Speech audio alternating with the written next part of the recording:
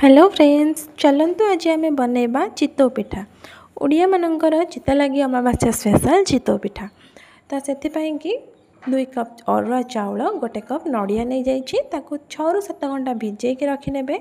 भिजी सारापर plane grind करने। 1 cup कोरा नड़िया माने गोटे नड़ियार फाड़े आउ चाउल क्वांटिटी रोचे 500 ग्राम। बाटी सारापर 5 ରୁ 6 घंटा रखिने।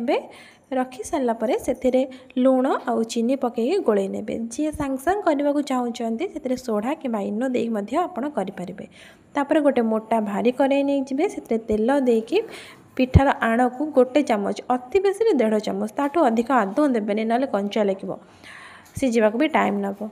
एमती घोड़नी जदि नपण घरे गाड़ुआ थी थाली थी से घोड़े करें किसी प्रोब्लेम ना। देखो पिठाटा केमती जालीदार आउ स्पंजी आपको निश्चय घरे बनातु आउ खातु।